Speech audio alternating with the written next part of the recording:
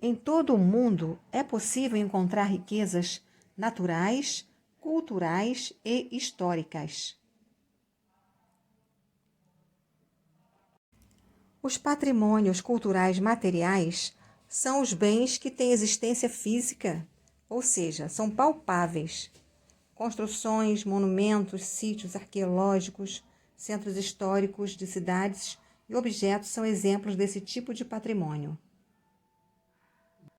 Os bens culturais imateriais são chamados de intangíveis, pois não podem ser tocados, ou seja, não têm existência física. São práticas e expressões da cultura dos povos, por exemplo, danças, pinturas corporais, rituais, cerimônias, festivais, entre outros. Essas manifestações são consideradas patrimônios para que os bens culturais ligados a crenças, ideais, tradições, memória e identidade dos vários povos possam ser preservados.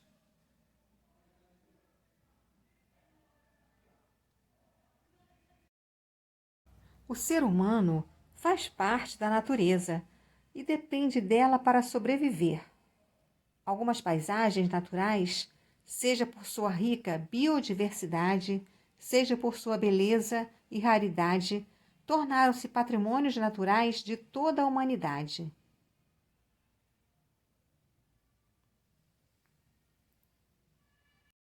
A escolha, a manutenção e a preservação dos patrimônios mundiais são de responsabilidade da Organização das Nações Unidas para a Educação, Ciência e Cultura, UNESCO, que faz parte da Organização das Nações Unidas, ONU. Os cidadãos podem solicitar a inclusão de patrimônios nessa lista, desde que alguns critérios sejam observados, como beleza, criatividade, história e importância do patrimônio para determinada sociedade ou para a humanidade. As 7 maravilhas do mundo antigo são as maiores e mais belas obras que já existiram de acordo com os gregos antigos. Há aproximadamente 2.300 anos, os gregos listaram quais seriam as 7 maravilhas construídas pelos seres humanos. Entre as obras selecionadas, apenas uma delas resistiu ao tempo: as pirâmides de Gizé, localizadas no Egito. Em 2005, foi organizada uma votação para escolher as 7 maravilhas do mundo moderno, ou seja, as grandes obras de arquitetura dos dias atuais.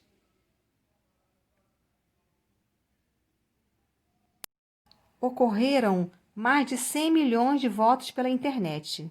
As escolhidas estão acima. Todos os grupos sociais têm direito à memória.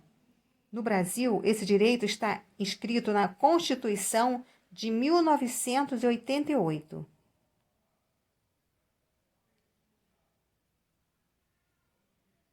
A Declaração Universal dos Direitos Humanos também garante o direito de se manterem vivas a história e as tradições dos povos.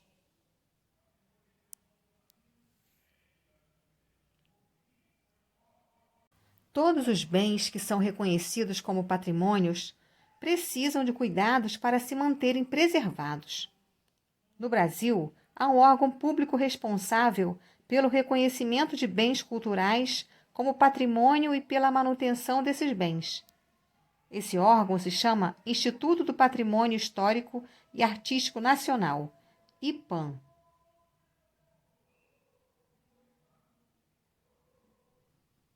Os cidadãos têm o dever de zelar pelos bens patrimoniais do local onde vivem.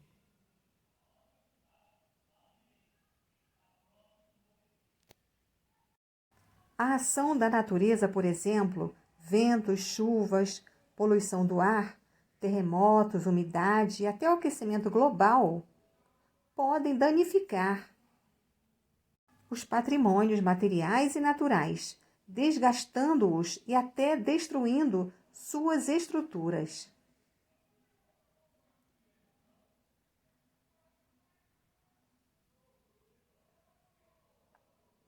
Em várias regiões do planeta, as guerras destroem sítios arqueológicos, ruínas, museus e seus acervos, entre outros espaços.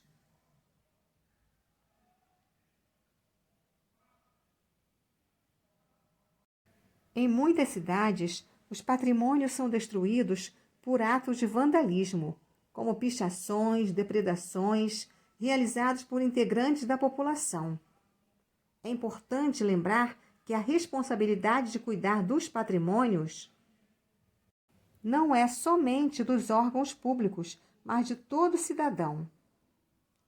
A destruição das florestas, por exemplo, é uma ação humana que modifica o ambiente e afeta comunidades que dependem de áreas para viver e manter suas tradições, como é o caso de vários povos indígenas.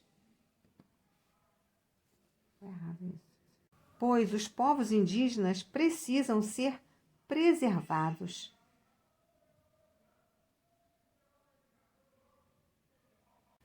Os governos são responsáveis por preservar os patrimônios e também mantê-los funcionando perfeitamente.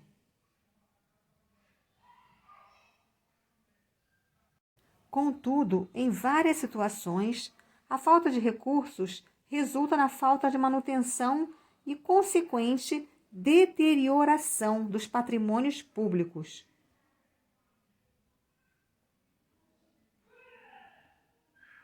Atividades relacionadas a patrimônios da humanidade nas páginas 29, 30, 31 e 35, para serem corrigidas na próxima aula de Geografia.